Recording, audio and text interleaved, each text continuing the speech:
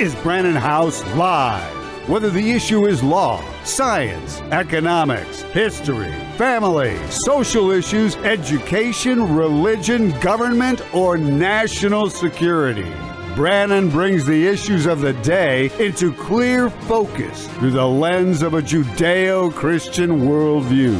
And now, here is your host, Brannon Howse. And welcome to the broadcast on this Friday night, October 17th, 2025. Folks, we have a big story. We covered it a little bit on radio today, but I'm going to cover it tonight because it is a breaking news story that is so important. I'm going to be joined by Dave Gaubatz, who is a former military guy, former federal agent as well. He has gone undercover in more than 425 mosques in America. We hired him to go to one in Texas. And then Anni Cyrus, because we have the news today that the FBI has arrested a guy who was arrested in Louisiana, who was involved in the October 2023 terrorist attacks in Israel.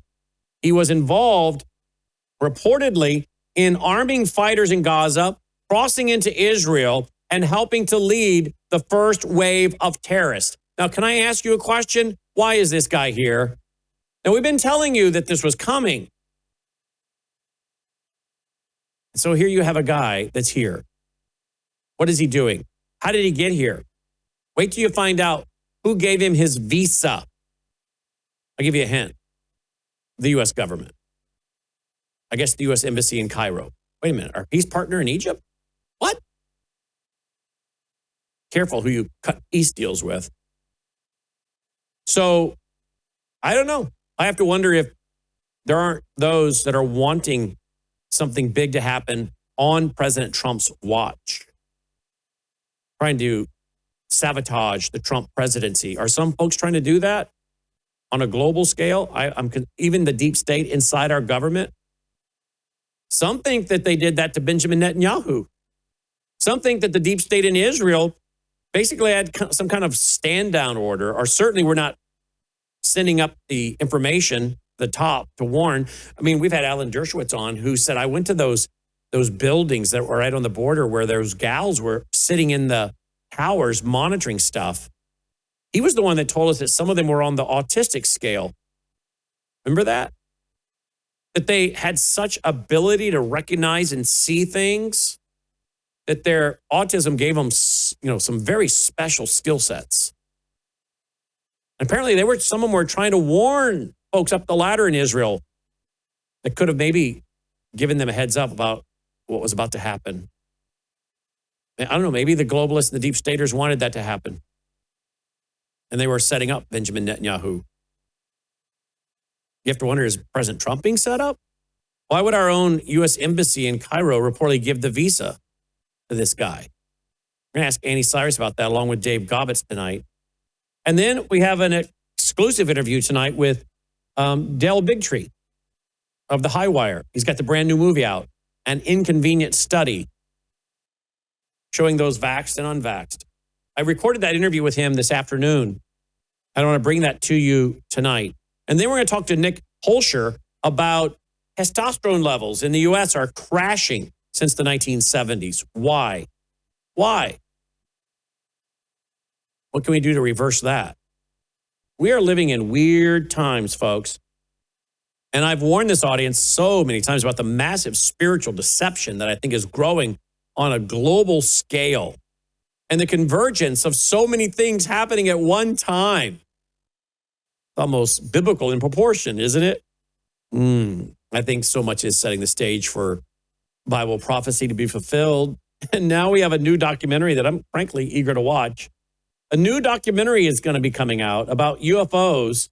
Here is Secretary of State Marco Rubio talking about this. Watch this, folks. Operating in the airspace over restricted nuclear facilities, and it's not ours. These are otherworldly things that are performing maneuvers that haven't been seen. There's a whole fleet of them.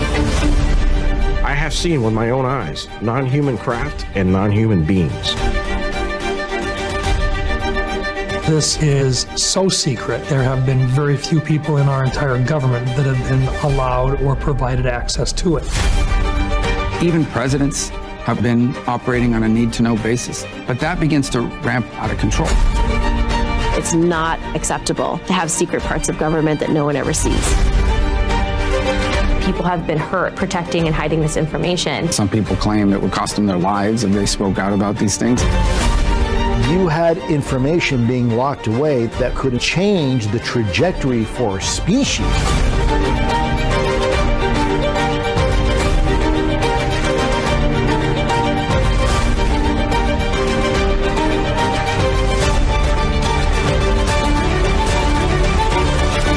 This is the biggest discovery in human history.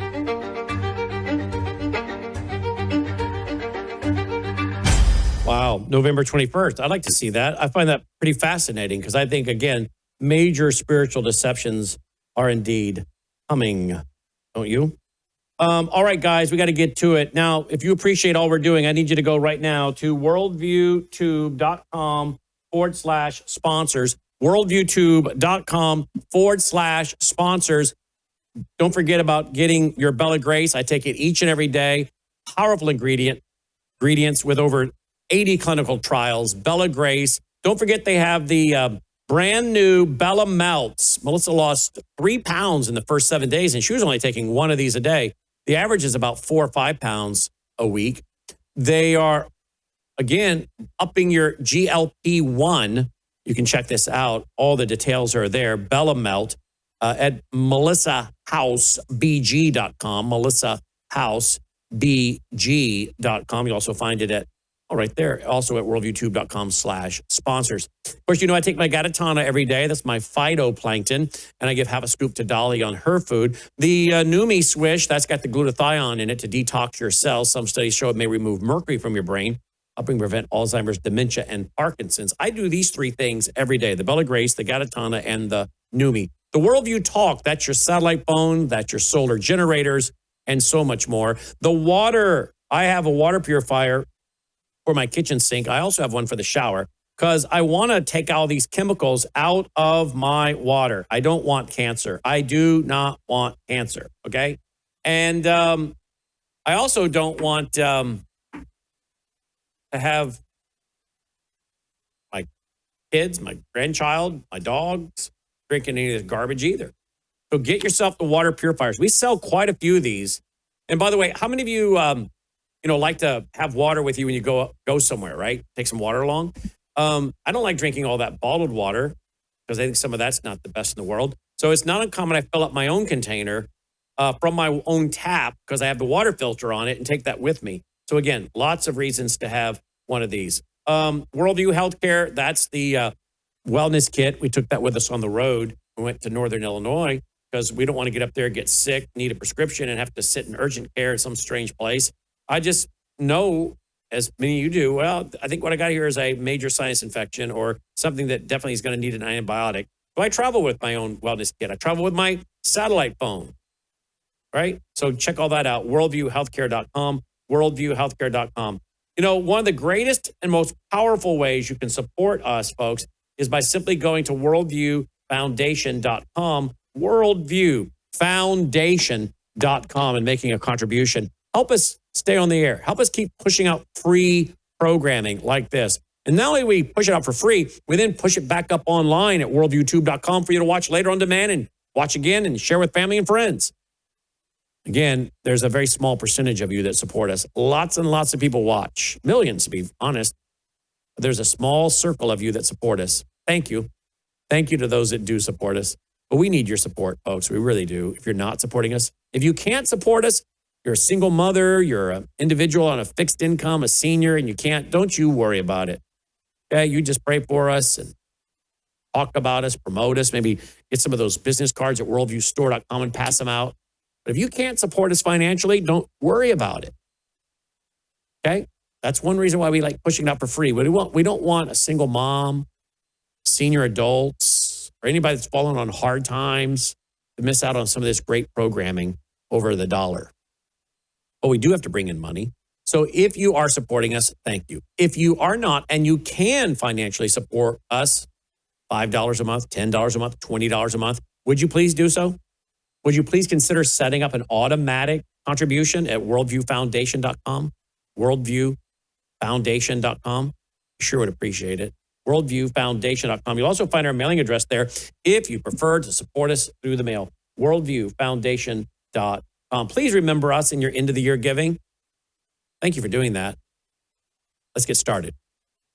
All right, guys, here's the headline over at the New York Post today. It's what we woke up to. Alleged pro-Hamas October 7th attacker living in Louisiana, arrested by the FBI. I did this for radio today, but tonight I'm bringing in Anni Cyrus and Dave Gaubatz. You remember Dave is a former military guy, former federal agent who has gone undercover in about 425 mosques in America, co-author with Paul Sperry, the book Muslim Mafia. Now, you guys know on October 7th, 2023, Anni Cyrus, others that were with me that day, Usama, Sharam, we were warning that an October 7th event was coming to America because Hamas was saying so, that they were going to do this again and again and again and bring it to America.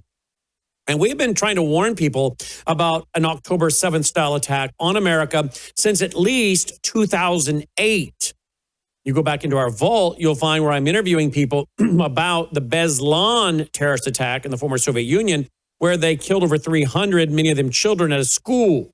And we began to warn with people like Dave Gildock and others that they want to hit soft targets like American schools. Again, that started us doing interviews in 2008. Then when October 7th happened, we were like, that's exactly the kind of thing we've been talking about happening in America.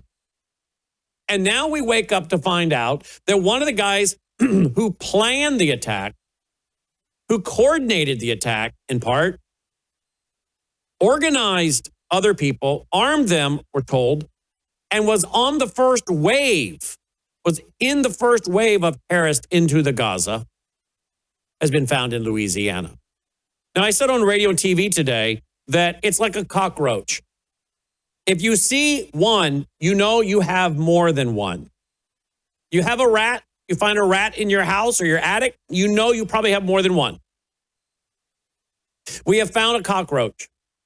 Our government has found a rat.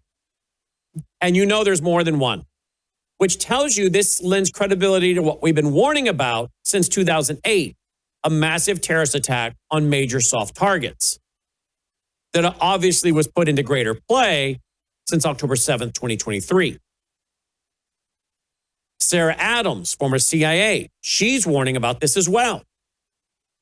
Isn't it interesting the various voices that are warning about this, independently of each other, and in some cases, years apart? Today, I had Dr. Andy Woods on, pastor, attorney. He mentioned that in Sugar Land, Texas, suburb of Houston, where he lives, the mosque, he says, is right across the street from their police station. And apparently they get a lot of extra treatment and traffic being conducted for their services that they don't get at his church. But they're right across the street. I thought, wait a minute, right across the street. That's interesting because don't I remember in Plano, Texas, maybe Logan, you can bring it up. Don't we have in Plano, Texas, the mosque right next door to the police department? Don't we have a guy who actually spoke at a town hall meeting warning about this? Don't they overlook what some guys are saying are very strategic parts of the activities of that police department in Plano? So when Dr. Woods said that today, hey, in Sugar Land, Texas, we have this big mosque right across the street from our police department. Like, wait a minute. They got that going on in Plano right next door to the police. Now you're telling me this is going on in Sugar Land. And I said, what we really need today, I said on radio, we need maybe Anni, Sharam, Usama, Dave Gaubatz, or all of them together. And I can join them in trying to research too. Maybe some of you can help us research. We need to research how many of these mosques in America have been built right next door or right across the street, very close to your police departments. And then I thought, wait a minute, that's interesting. Haven't the Chinese, the communist Chinese, been buying up farmland right next door to military bases? Wait a minute. the red, the Marxist, and the green, the Islamist of the red-green axis, they're both buying up properties near military bases and police departments. How about sheriff departments? Let me ask you, can you email us? If you have a mosque in your community that is next door, across the street, a block away from a police department or sheriff's department, will you email that information to us? Brannon, Brannon, at worldviewtube.com. I'd like to put together a list and show. Just email me, Brannon, Brannon, at worldviewtube.com. Because I think we might be onto something here. I'm thinking that the plans have been laid for some time for putting these, what I think are really armories, mosques, funded by foreign powers. Remember over in France several years ago, there was articles where in France, they were going into these mosques after a terrorist attack there in Paris, and they were finding military-grade weaponry in these mosques. And one of the police officials said, we have found more military-grade weaponry in a matter of a couple days than we would find in years. Wait a minute, why do you have military-grade weaponry in a mosque? I thought they were all about peace, because it's an armory. It's many things, a seat of government. It's a training center. It's an armory. Isn't that what we read when it comes to Muhammad? Aren't they to duplicate him? So are they building military bases, i.e. mosques? Are they building armories, i.e. mosques, right next door to military bases and or police departments and sheriff departments? While the CCP is buying up farmland by our military bases. And now, after years of planning and buying the right pieces of property in the right areas, oh, look at that.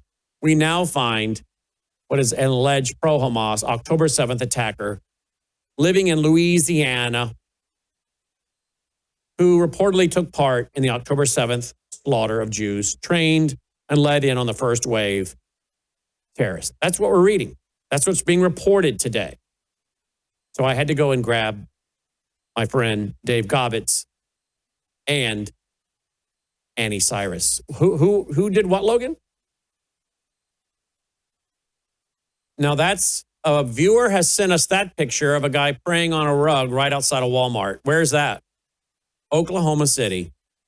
Here's what I want you guys to do. Start taking all these pictures in your community of this kind of garbage going on. All the details you can about any mosques near police stations, near sheriff departments. Land you know for fact is owned by CCP. Now, don't send me stuff you don't know for fact. I don't have time to wade through it. Make sure it's accurate. You know it. You can prove it. Any detailed local reports of CCP land being bought. Let's compile it here and let's share it with the American people. Joining me now is Anni Cyrus and Dave Gaubatz. Guys, welcome to the broadcast tonight. Thanks for joining us. Thank you, Brannon. Hey, Dave. Hey, how you doing, Brannon? Hanging in there. All right, let me go to you, Dave. What do you make of that opening monologue? I think it was great. As you had mentioned, I've been to over 425 mosques in America, and I think I can help you out with your project. When I go to evaluate the threat level, I look at how close a mosque is in conjunction with not only military bases, but law enforcement departments, sheriffs and police, and also schools. And out of the 425, I am underestimating right now because I don't have the documents in front of me, but approximately 125 plus are within a mile of a mosque, school, or military base. Within a mile? Or closer, much closer normally. And are some of them, are you finding like in Sugar Land or Plano, right across the street or right next door to?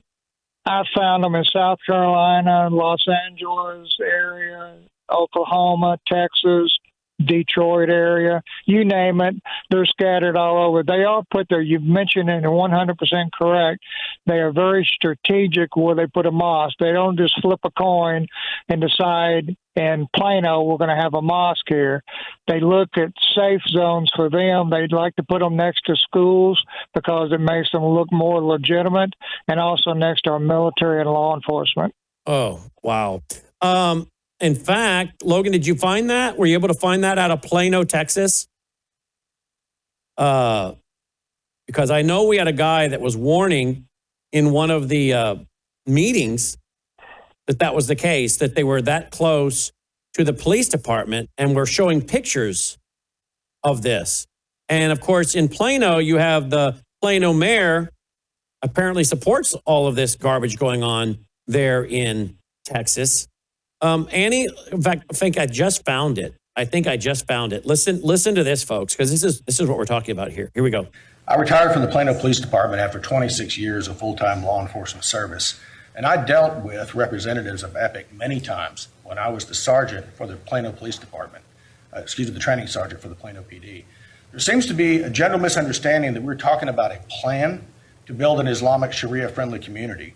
The EPIC neighborhood already exists in Plano. It's been there for nearly 12 years, with 74 residential properties, a massive mosque, schools, a medical clinic, and multiple businesses.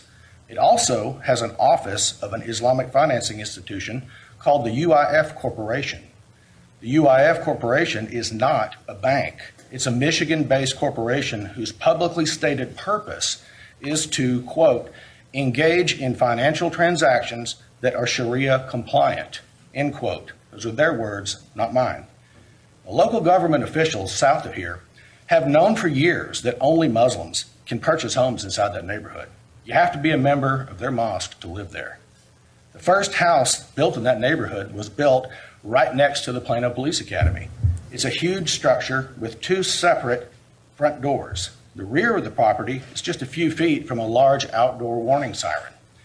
The house has a large second-story platform overlooking the restricted access parking lot where the police department stored specialized vehicles such as bomb trucks, bomb disposal equipment, and the SWAT team's armored vehicle. I am a court-recognized expert in SWAT team tactics and procedures. That house has all the hallmarks of a fortress and a command post. The rear of the house looks a lot like an observation post and a shooting platform. Why would somebody choose to build a house so close to a giant warning siren and a police training site? Why would someone build a huge platform overlooking all those specialized police emergency vehicles? The first owner of that house is a leader in the EPIC neighborhood, and he is also the co-founder of the Yaqeen Institute for Islamic Research. And I urge everyone to visit their website and read what it has to say about instituting Sharia law. This is not a matter of radicals hiding in plain sight. They're not hiding. They've been open about their beliefs and their intent. Local government decision makers have failed to ask hard questions for fear of negative publicity and being labeled as bigots. I'm not here to spread innuendo or to make unfounded accusations. I'm asking everyone to simply look at the evidence and the confirmed facts that are already in existence. Thank you for your. And so what you hear there is most of your local officials are cowards because they don't want to be criticized and called names. Boo-hoo. Sticks and stones kind of thing. They're cowards. They can't even handle being called names. Who cares? So what? If you can't handle being called names, how are you going to handle when they actually physically come to slit your throat or rape your daughter or granddaughter? Take them as sex slaves. Raise Muslim babies out of them. If the men in our culture become such feminized cowards, we're done. Because they can't handle somebody saying a few negative things about them. I would have gotten out of this line of work years ago if I had to worry about someone saying something negative, but I don't care. I don't care what you say. It says in Galatians, I become your enemy because I what? Tell you the truth. That's right. So who cares what they say about you? But even in our law enforcement, so many of them in law enforcement and in leadership are such cowards, they will not do anything to protect their community or their own officers or their own facilities because they're afraid someone might actually hurt their name. Well, guess what then, Sally? You should not be a police officer. You know? And I call you Sally as in you're a man, but I'm going to give you a girl's name because clearly you are a feminized wimp. You should go get a job at the nail salon, painting nails. Maybe you could go work somewhere else where women work. And I love women. I love femininity in women, but I hate femininity in men, particularly police officers, sheriff's departments. You make me sick. You want to wear the uniform, but you apparently have no guts, no conviction, no courage. Thank God for the ones that do. Thank God for this sergeant. That guy, if I were in charge over there, I'd be calling him back into work. Can I call you in out of retirement? What kind of package do we need to give you for pay to bring you back in? But this guy's now on the outside. What do you make of that, David? They're scared of being called names, and so they let the enemy set up their military bases right next door overseeing. By the way, Dr. Woods said today, can we rack that up, Logan, where Dr. Woods today said that in Plano, they have a huge balcony that's right over top of the police as well, and that's in, not Plano, that's in Sugar Land. Can we cue that up, Logan? What do you make of this? This is now two places where we're being told by firsthand witnesses where they deliberately have areas overlooking the police that look like the kind of thing you would do if you were staging something strategic. Yeah, I agree with you, Brannon. As you know, I went to Plano to do some undercover research at that particular mosque, and it's within 200 yards of the police department. And the whole $1 million plus homes are overlooking the police department area. In Irving, Texas, also, you got a police department that's no more than 75 feet from the police department. You got a mosque. So it's very standard practice all across the U.S.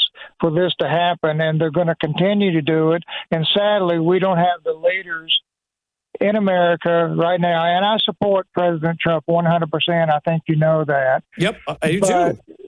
But when it pertains to Islam, I think he's probably got some of the worst national security advisors there are. You're now singing. We're all singing from the same songbook now because we want President Trump to succeed. We support him in so much. He's got a lot on his plate. He is he's spinning a lot of plates at the same time, right? And you're right. The poor guy has got horrible advisors around him, a lot of them, when it comes to Islam. He does. There's enough evidence right now to shut down all 3,500 mosques in America, to include organizations like CARE, ISNA, MSA, MANA, and a dozen other acronyms. They're all simply sleeper cells operating in America with government approval through the IRS and nonprofit status. You got CARE in Washington, D.C., who is the actual leader of Hamas in America. Wow. Say that last sentence again, David. You have CARE, the Council of American Islamic Relations, who are based in Washington, D.C. They are the leaders, the spokesperson, the people for Hamas in America. They are, I've known since 2007 and up, what they're involved in, and they support Hamas 100%. And you've got politicians who go to CARE headquarters on a regular basis. Good grief. Well, that's the kind of thing we've known, thanks to Dave and Annie and so many others telling us what's going on. Now, let's go to Annie. Speaking of Annie. Oh, by the way, look at this headline here. This headline, CARE quietly puts $100,000 behind Zohran Mamdani's bid for New York City mayor, of course. Annie, what do you make of what you've been hearing? And by the way, this guy they've just grabbed up out of Louisiana, who apparently and reportedly was over there helping carry out October 7th and was with the first wave of terrorists into Gaza, into Israel out of Gaza. If there's one, you know there's a lot more. They're planning something. We've been warning. You've been warning. But you informed me today. How did this guy get into the U.S.? How? Before I answer that, can I just add one more evidence to what you and David have been talking about. Yep. So the Islamic Institute of America Center, which is in Dearborn, Michigan, it's relocating. They are building a much bigger mosque. They had a donor, unnamed Arab Muslim businessman donor, who donated a 7-acre land to them. So they're building a 58,000 square feet new building that can serve more. And they're moving to Dearborn Heights. As I'm researching, because the mosque is going to open, they said Ramadan of 2026, which is somewhere mid-February of 2026. As I'm doing my research to do the expose, I come across this. The new location is going to be less than 5 miles away from Dearborn Heights Police Department and less than 16 miles away from, what is it called? One of the naval, I think, the U.S. Army Detroit Arsenal. So they're kind of moving closer, as you were discussing. This one's going to be in Dearborn Heights, which, by the way, this is the same area that the police department issued their new Arab English. I'm going to put that music down and show this. This is the mosque being built in Dearborn Heights, right here. Yes. How big that is. 58,000 square feet is the building. The land that was donated to them is 7 acres. Whoa. What was that right in front of it? There's a neighborhood behind it. Is that a church right in front of it? Let's see here. Hang on. We'll get to it. What is that? Yep. That seems like a church behind it. Well, front of it. Oh my. Well, I wouldn't be super. Again, they are in process. It's not going to be open based on what they said until Ramadan of 2026, mid-February, end of February. So they might just try to turn this into another tri-faith, interfaith That's what I was land. wondering. I was wondering if they got if they're getting support for that. Yes, and that's the thing. The story behind this mosque, Dave might know it. It is long. It's the head imam is a Shia Muslim. When you look him up, they will tell you he's an Iraqi American.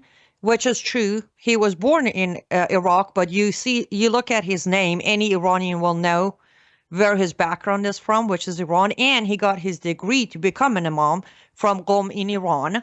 So we're just going to hide the fact that he's an Iranian-trained Shia imam, but that's for another show. And the mayor of Dearborn is the Muslim, Abdullah Haman. He's the one that told the pastor, I'll throw a parade when you leave town, right? Exactly. But that's Dearborn. This is all happening in Dearborn Heights. So that's different than that's just a little outside of Dearborn. So there's Dearborn and there's Dearborn Heights.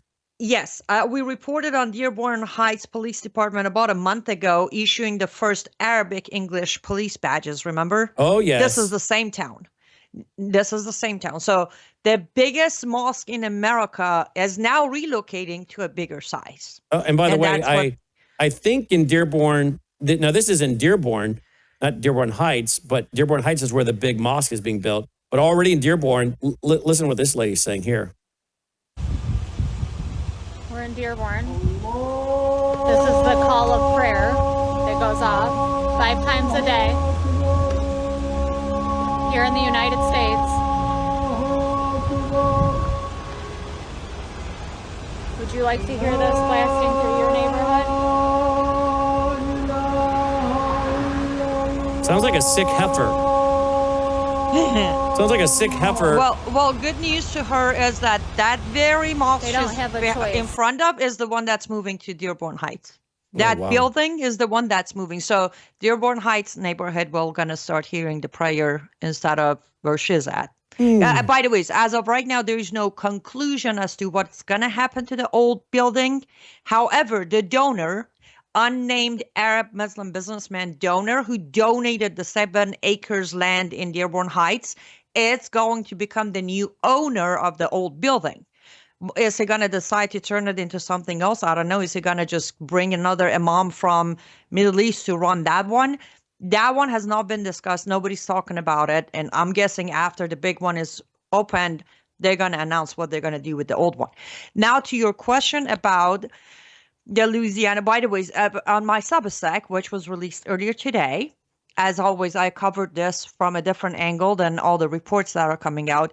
This guy was, when you say the Louisiana man, that's not, it's not like he was a resident of Louisiana. He committed October 7th and came back. It's worse than that. You brought up Oklahoma. So did Dave.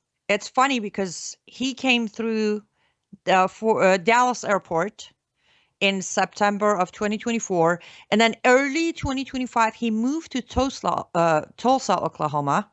And then June of 2025, he moved to Louisiana where he was caught. How did he get in?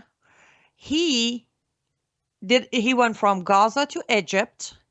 From Egypt, he went to our U.S. Embassy inside Cairo, did his application, signed it, lied in the application, got his stamp of approval, and then from Cairo, he got on a plane, came to Dallas airport. Wait a minute. Did you just tell me that our own U.S. Embassy in Cairo gave him? So basically then, and what year was that? He came in on September 14, I think, 2024. Okay. So that's during the Biden administration. Yes, it is. So are we to believe that the Biden administration or people in his State Department or CIA or whatever have went ahead and loaded up the country deliberately, perhaps, by terrorists that were even are well skilled and trained and have actually carried out October 7th? Or have they gotten help from our government to be here in the U.S.? Yes, I would say that's a good possibility. However, I want to be very clear, as I mentioned on my Substack as well. I want to make sure we don't set the stage for when they come for us, we turn our head from Trump administration and just solely blame Biden administration. I want to make sure that's not happening. Yes, his application was signed. The date on the application says June 26, 2024. That was Biden administration. Now, too many players are involved. Let's not look away. Cairo, that is now our best friend, that is now hosting the peace summit. Listen, for years, I have been out here saying when you blame Israel, why are you not blaming Egypt for building the wall and blocking Palestinians out?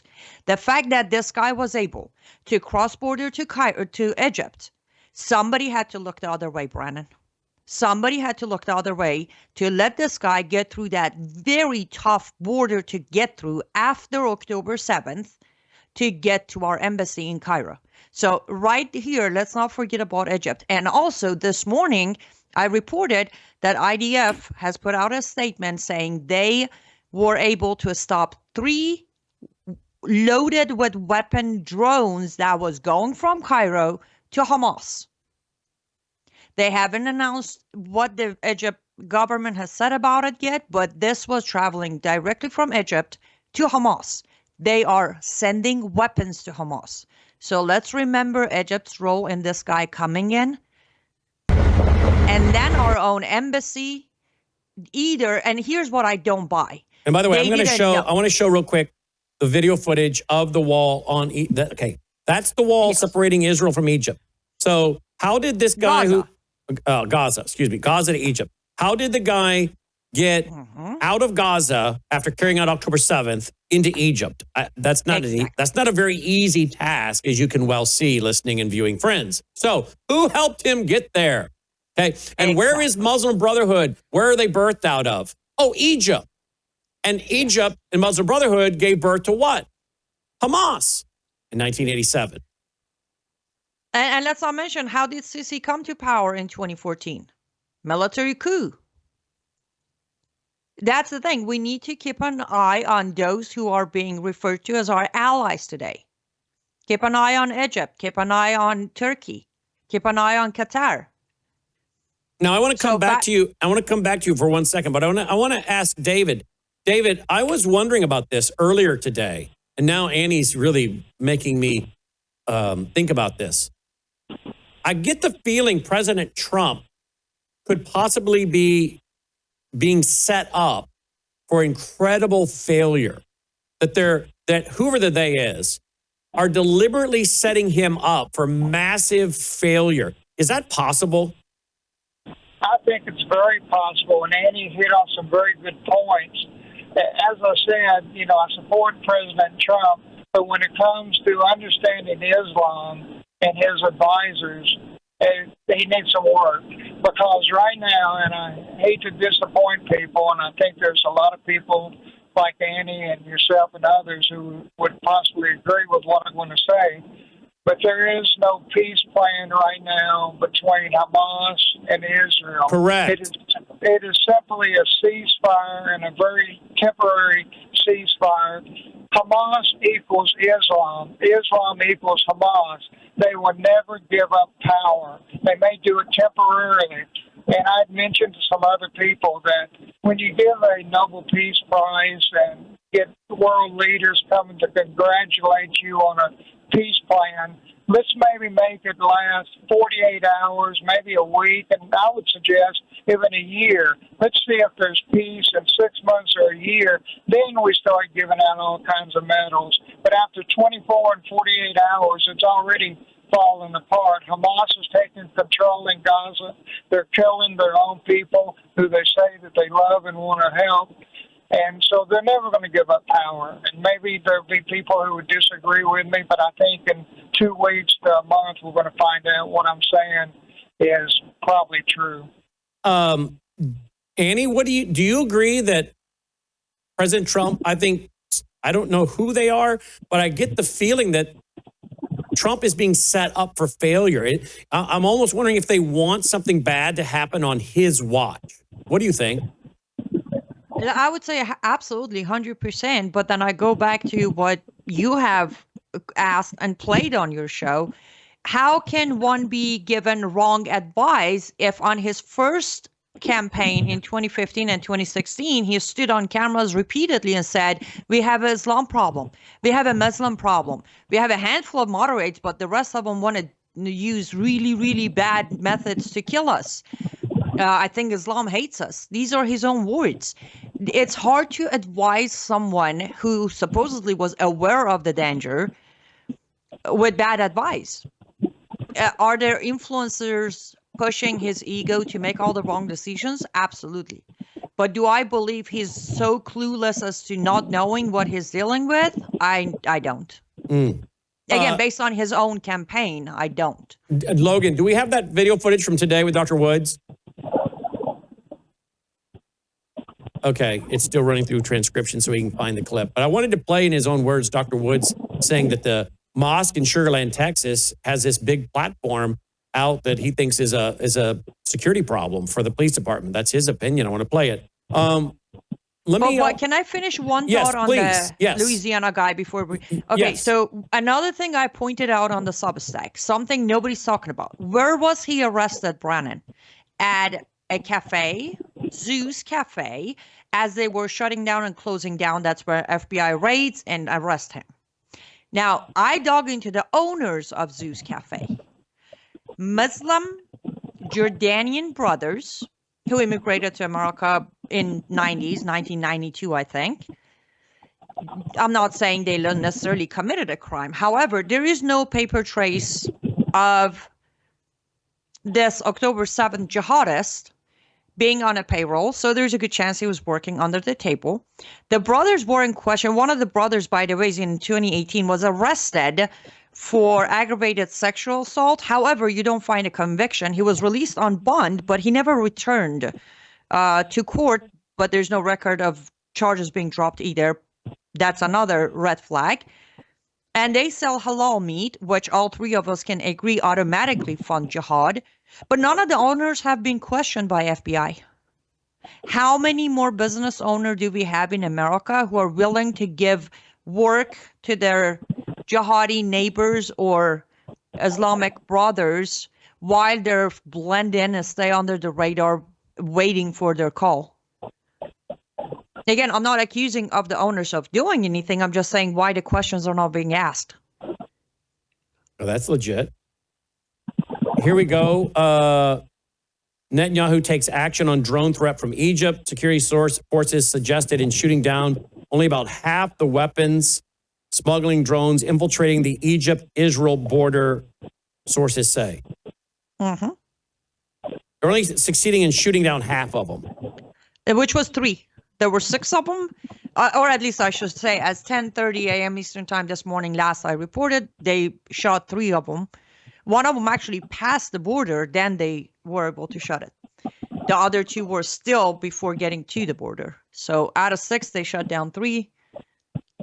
And I'm still waiting to hear anything from the Egyptian government or from our administration saying one of the signatories of the peace deal just did this. I want to play. Well, let me go to this real quick. Look at this. The Council on American Islamic Relations, CARE, that's Muslim Brotherhood, that's Hamas. I think that's a clear line between those groups, is encouraging the U.S. Treasury and other federal agencies to investigate whether Senator Tom Cotton or Representative Elise Stefanik need to register as foreign agents of Israel. Now, isn't that rich? You got Qatar sending in billions and billions of dollars, David, but Qatar wants an investigation into some state senator and a U.S. rep who might be getting some money from a pro-Israel, a group that wants strong ties between Israel and the U.S. Aren't these guys in favor of strong ties between the U.S. and a gazillion Islamic countries? Absolutely not, Brannon. When I've heard rumors that possibly Qatar is going to set up a military base in the U.S. In Idaho. In Idaho, and I think that's probably the biggest mistake that could possibly happen. All you're doing is bringing in 2,000 plus Islamic sleeper cell terrorists to set up base in Idaho, and then they can refresh their troops whenever they want to by tens of thousands. We have the same thing going on in Lackland Air Force Base in San Antonio, Texas, where you have the Saudis who do much of their training at that particular base. I was in Albuquerque, New Mexico at the Air Force Base in Kirtland Air Force Base. You had Iranians at the time and others who were doing training by the hundreds of people rotating in and out every month, doing training on our military base. And every month, as an OSI federal agent at the time, we were investigating several times each month where Iranians were just leaving the base and they were going undercover into different cities and no one could track them.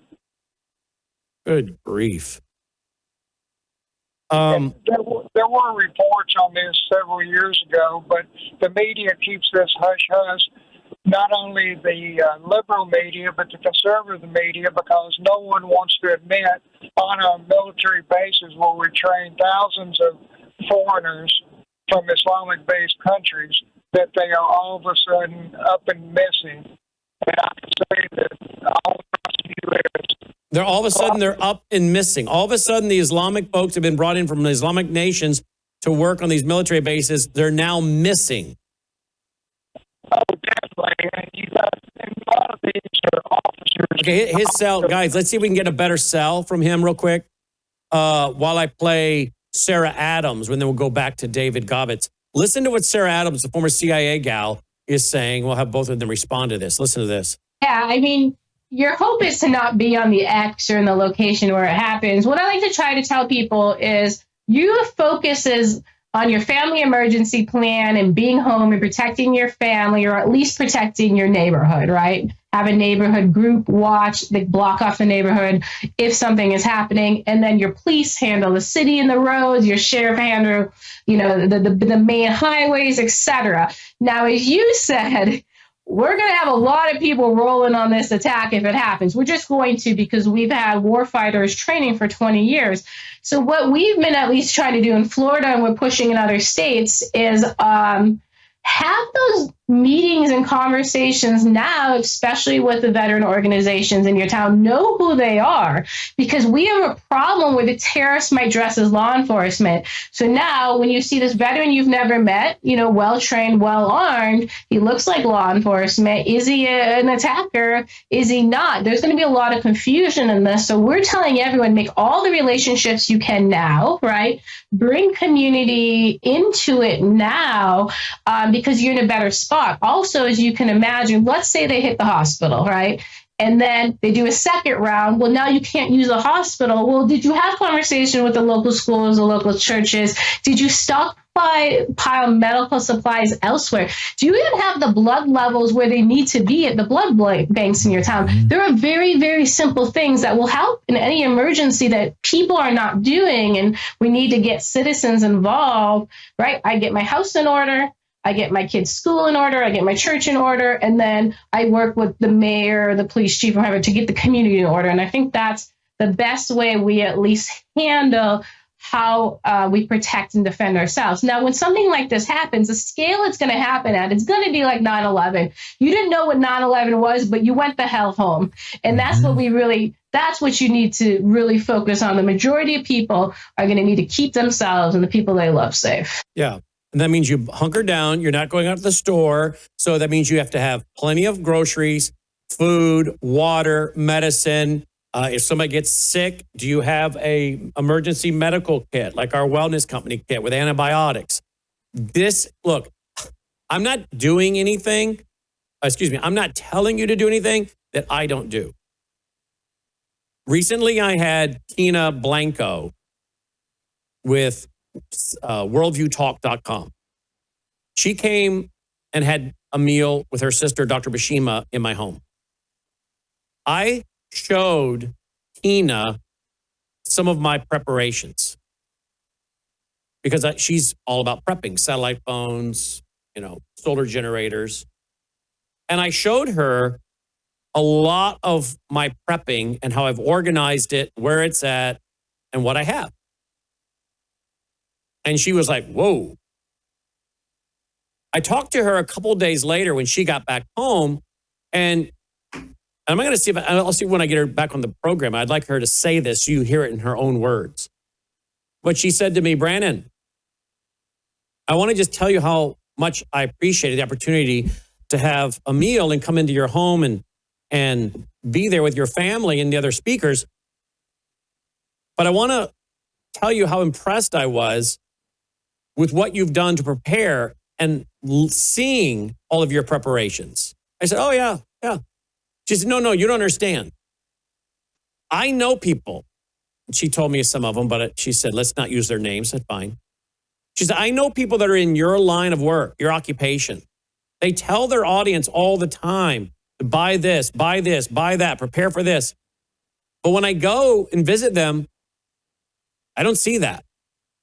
She said, you actually are doing what you're telling your audience to do. And I thought, well, yeah, of course. I believe this. This is real. This is not a joke. This is not selling product. Yeah, the products help us stay on the air, but this is what my family does. We only came to selling all this because in 2013, I started telling my audience, this is what I'm doing. This is how I'm preparing. This is what I'm getting. And the audience said, well, where are you buying all that? So we can do it.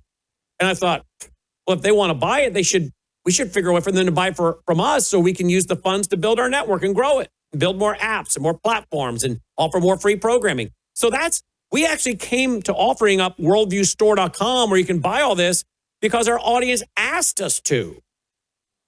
And it's because I was telling my audience in 2013, all the things I have, which I have probably 10 times more now, or more, way more than probably than 10 times more I have now than I did then, because I'm always adding to it. The point I'm making is I'm not telling you to do something we don't do. And Tina Blanco and others can tell you. He actually does what he says his audience should be doing. So this is not a joke. This is not selling product. And I don't know how I can stress this. A lady called in to our broadcast on radio who went through the floods there in North Carolina and Eastern Tennessee last year. She called into the program, and we have it. We played it back on television. And she said, I sat in the dark for several nights, and at night, sitting in the dark, I would think, Brannon Howse told me I would one day likely find myself in this situation, and here I am. That's right. I don't want any of my listening friends and viewers and listeners to be sitting in the dark saying, I wish I had listened to him. And God forbid, you have put enough on social media, and a lot of you have, and I'm not saying you're wrong to do it, but a lot of you have put a lot of information on social media, and you are very well tagged that you're a Christian, you're Jewish, you're pro-Israel, you're a veteran. You are likely, very probable, you could be a target. And I'm telling you now, not to scare you, but because I care. And I don't care where you buy it. I don't sell guns. I don't sell ammunition. So I don't make any money when you go buy guns and ammunition. But I think you should go buy guns and ammunition. I think you better get ready and pray to God you don't need any of it. And if the day comes when you have bought stuff that you don't need, and a lot of that free trade food, by the way, is like 25 years. But if it gets to a point where your food is aging out, you know what you can go do? Go donate it to the Goodwill. Go donate it to Goodwill and take the tax write-off. Hello. And you'll be thanking yourself that you bought it, even if you don't need it and it's about to age out, and you go donate it and get the tax deduction and then go restock. And again, it's like buying precious metals. We said to everybody, go buy some and pray you never need it. Because if you put 10% of your cash reserves in precious metals and it does really, really well, that's probably not a good thing, because it means 90% of your investments aren't not doing well. But this is insurance. David, what do you make of what Sarah is saying? And why are these guys here? And if you have one that was involved in October 7th, don't you have more? And why are they here? Did they come here because they wanted to get some good Southern barbecue or gumbo shrimp down in Louisiana? Were they here because they want to make their way to Disney World? Or were they here because they're preparing another October 7th attack, but this time in America? Why are they here, David? Economic and military organization. They are here because they were told 1,400 plus years ago that they need to fight the Christians, the Jews, Israel until the day they die. And they are being told this in every mosque in America, every mosque worldwide. So they are coming here in support of the jihad that will come when they feel like it needs to come. When I go to mosque, Brannon, I always ask the imams, why hasn't there been another September 11th attack, another major attack in America? And I'm told over and over again is that they are winning in America. And at this point, if they would have conducted another 9/11 attack, it would set them back 25 years. When they feel that they need to, when they feel they are very patient people, and I think Annie will agree with this, very, very patient. When they feel they will do it. Now, there's one thing that you had mentioned, Brandon, I want to bring this up, is I've always told people to be prepared, do not be scared. Just be prepared, and you work that word out.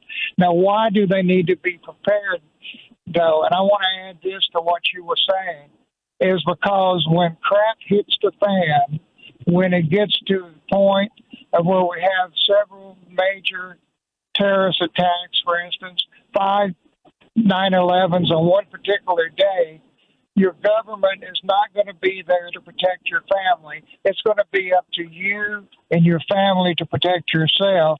And hopefully it never comes to that, Brandon. But that's the reason that we prepare, and you know that, is because the government most likely would not be there in a major disaster like 5 9/11s in one day. Mm. And thank you, David. Annie, what do you know? And I want to ask you the same thing, David. Annie, what do you know about this group, that this guy that was arrested, the Democratic Front for the Liberation of Palestine? The Democratic Front for the Liberation of Palestine. Now, I just looked them up on Wikipedia. I mean, that's not the best source in the world, but I'll take it for right now.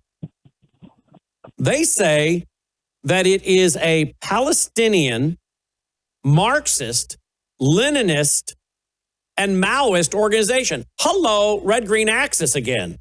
What do you know about them? Well, they are all of the things you said. They are also, well, they were on terror list of U.S. They supposedly started fading away, but the truth is they didn't fade away. They dissolved themselves into Hamas protection by working for Hamas. The ideology, the base of ideology is still Islam and Sharia. They're kind of like MEK, the Iranian version that I have spoke up on your show. They are Marxist Islamist, and when they were pressured, they supposedly faded away. If you look them up, most sources will tell you they don't exist, or they're very tiny, like supposedly ISIS and ISIS-K. But they're very active. They play a role in almost every attack carried by Hamas, not just October 7th. And their main role, including the guy who was arrested, Mahmoud Amin Yaqub, he also played a huge role of recruiting.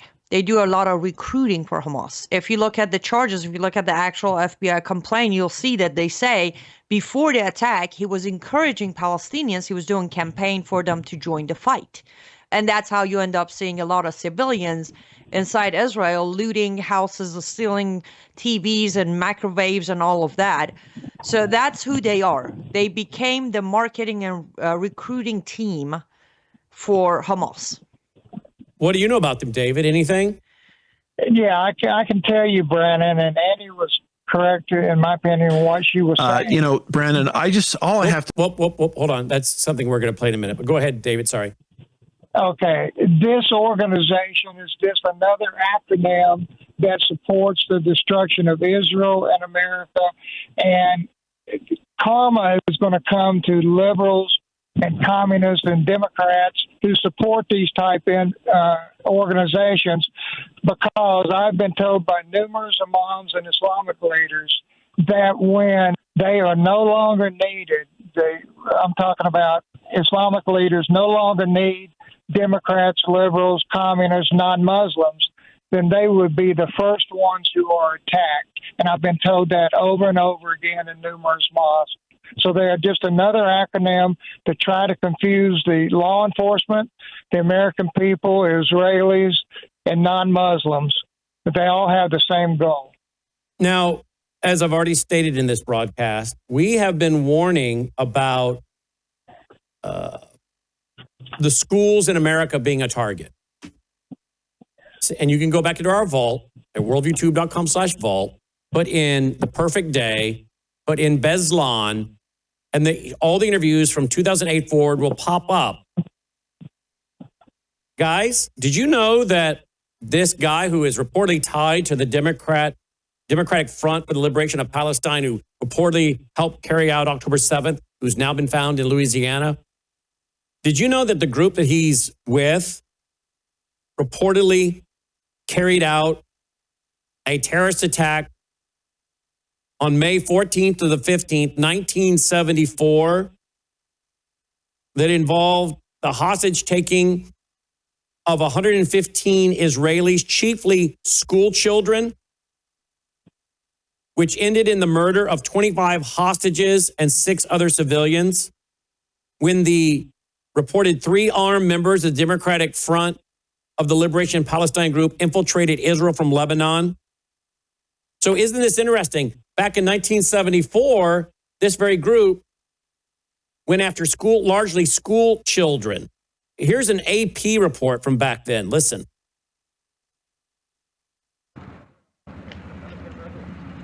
I don't know if it's going to show us the other than just the image, or we're going to get a press release here. We'll see.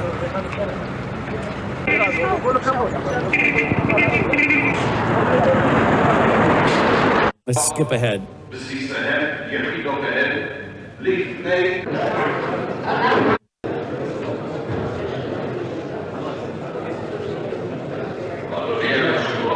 All right, that's bad footage. But did you guys know this? This group already has a history of attacking school children, Annie. Yes, that's how they earned their way into the terror list, actually.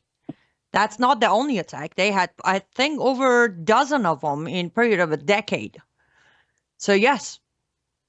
But then again, I'm sorry not to distract the conversation, but that's why I keep emphasizing that our terror list is a business now. It's a bargaining chip.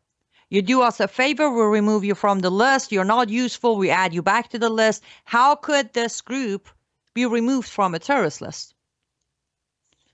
And can I add another side note which is relevant?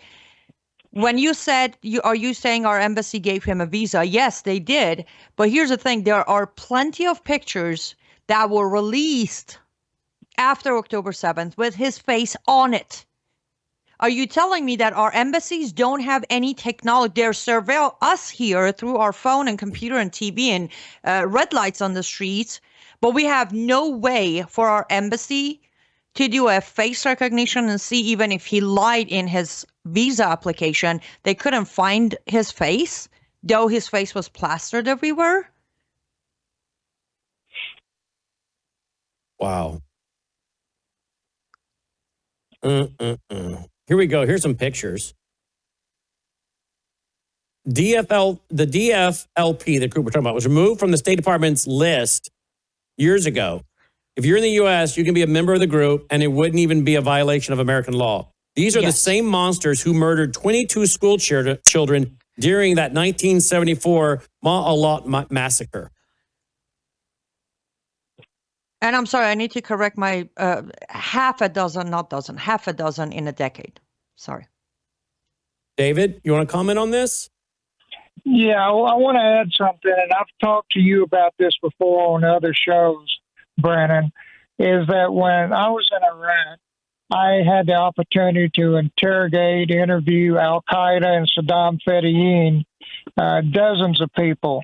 And I would always ask them, and this was in 2003, I would ask them, what is going to be the next type of attack in America? And over again, they would say, David, Daoud, they call me Daoud in Arabic, they would say that the next type of attack we are going to go after the hearts of the American people. And I knew what that meant, but I asked them, what does that mean? And they said, we are going to go after the hearts of the American people, which are the children of the American people. They're going to do it in our schools, and they're going to use attacks when they need to. So Hamas and these other organizations, like the guy in Louisiana, are just going from a plan that was set many, many decades ago. Yeah. Well, look at this. Remember let me go back to this here. Here we go. The Ma'alat massacre was a Palestinian terrorist attack that occurred in 1974 and involved the hostage taking of 115 Israelis, chiefly school children, which ended in the murder of 25 hostages and 6 other civilians. Palestinian Islamic jihadists entered an apartment building in the town of Ma'alat, where they killed both parents and their 4-year-old son. From there, they headed for the elementary school in Ma'alat, where in the early hours of the 15th of May, 1974, they took hostages more than 115 people, including 105 children. Anyone wants to know about this, just put that in, as I just did, to X. You'll find people talking about it. It seems like that this is against history we don't know or that we have forgotten about that involves our children. And here we are. Ironically, we've been warning for years about striking our schools and our children.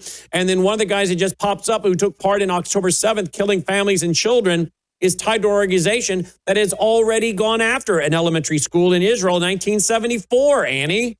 How many more dots do we need to connect? How many of these video clips are we going to sadly have to replay and say we were shouting from the rooftop while we have the joke of a security in our schools? We send gazillions of foreign dollars to countries that we should not be sending to them when we should be securing our own schools. Annie?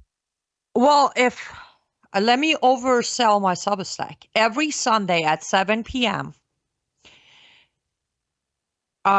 there is a Substack that comes out on my Substack that has a report of this week in the history of jihad. This is exactly why I do this, Brannon. Every Sunday, I remind people from the existence 1400 years ago until today, what happened on the first week of October, second week of October, every single week. Because you're right. If people keep forgetting what has happened to whom in hands of which terrorist group, they can just slip right into the comfort zone again. And since you talked about money, here's another news I broke today. If you remember, Brannon, we reported that Trump administration approved $230 million to be sent to the Lebanese government to disarm Hezbollah. Today, Lebanese government came out and said, okay, we came to an agreement. We're not going to disarm Hezbollah. We're going to limit their access to certain weapons. Are we going to get our $230 million back and turn that around and add to security of churches, synagogues, government buildings, schools, and all of that? No, we won't.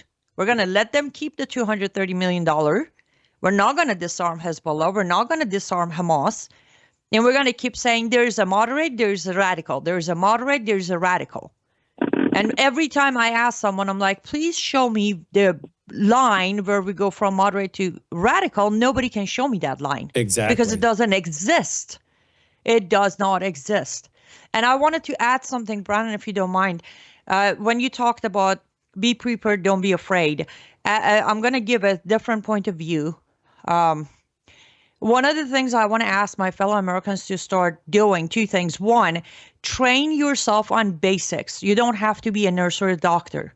Learn to patch somebody up. Learn CPR. Learn to not panic, because when situations like this happen, you need to stay calm and help those who are injured. I'm not saying go become a surgeon, but learn the basics. If you look into my first aid kit, which is a drawer, you'll see that I have everything from patching someone up, stitching someone up, or even I can treat a third-degree burn. I have the equipment in my first aid, and I have learned how to do it until help arrives. The second thing, please don't get me wrong, I'm not trying to be too harsh, but I need everybody to step up a little bit from your norm, which is considered spoiled. We need a strong mindset to take deep breath and help other people. You need to think straight. You need to put aside your confusion. You just need to know you're under attack and you need to be able to operate. A little cut on your finger should not stop you from, honestly, watch the new show that came out on Paramount Plus called Red Alert. Watch that and try to put yourself in their position and how they survived 8 hours on their own without help. We need to train our mindset. Stop the not on my watch. I got a gun. That's not enough. Thank you, Annie. Closing comment from you, David. I love what Annie said about the preparation and using the basics, understanding the very basics. Prepping is like a muscle. If you don't use it, you're going to lose it. And I will end with that. And I want to thank again, Brannon, you and Annie and the other people who are trying to get the word across of what Islam truly is. Islam is Islam. There's no radical, moderate, excessive. There is just one Islam, as Muslims themselves will say, one Islam, no moderates, no radicals, just Islam. Dave Gaubatz, author of Muslim Mafia. Dave, thank you so much for all you do and have done. Thank you so much. Thank you, Annie. And Annie is at Live Up to Freedom, liveuptofreedom.substack.com. Annie, you have some Christmas gifts. Pre-Christmas gifts, right? Yes, our Christmas sale is still going on at lutfstudio.com, and I want to give a shout out to your audience. The orders are coming faster than I can ship them, but the sales are still going on. Gifts are there. Christmas decorations are there as well. lutfstudio.com. There it all is, folks. And this helps her do a lot of her work, her research, which she spends hours doing. And then, like so many, we have to have a little outlet to relax and unwind. Mine tends to be playing gin, getting beat like a drum by my wife with gin, which she did again last night. I'm like, This is not even funny. You're taking my fun game and you're making it no longer fun because you just beat me one hand after another. I did win a few hands, but it's just like crazy. I'm like, how do you get gin that fast? That's not even, she's like, I just got good cards. I'm like, all right, whatever. But we all have to have an outlet. Mine was playing gin to relax, but now it's rolling my blood pressure up because this wife of mine is very good at it. But everyone's got to have a little outlet, the point I'm making. Annie's happens to be making beautiful art. That's her outlet. That's her recreation, her, clearing her mind activity. But then she also uses it to support her work. So you can go back to working and researching and bringing us stuff. So I hope you'll do some Christmas shopping there. LUTFstudio.com. I get nothing when you shop there other than supporting Annie so she can keep doing work for us and you. LUTFstudio.com. Thank you, Annie. Thank you, Brannon. Thank you, Dave. And guys, if you appreciate what we're doing here, look, again, that's a long segment with no break, no commercial push. So please, worldviewfoundation.com, worldviewfoundation.com. And you will find a lot of that prepper gear, the ability to do stitches, sutures, medical kits, food, heaters, all that kind of stuff. Worldviewstore.com, worldviewstore.com. All right, guys, we're going to dump off of YouTube right now because we don't want to get banned or have any problems. So we're going to dump off of YouTube right now. So if you want to watch the rest of the program, go to worldviewtube.com, worldviewtube.com, or download any of our apps to watch the rest of the broadcast. All right? Thank you for that.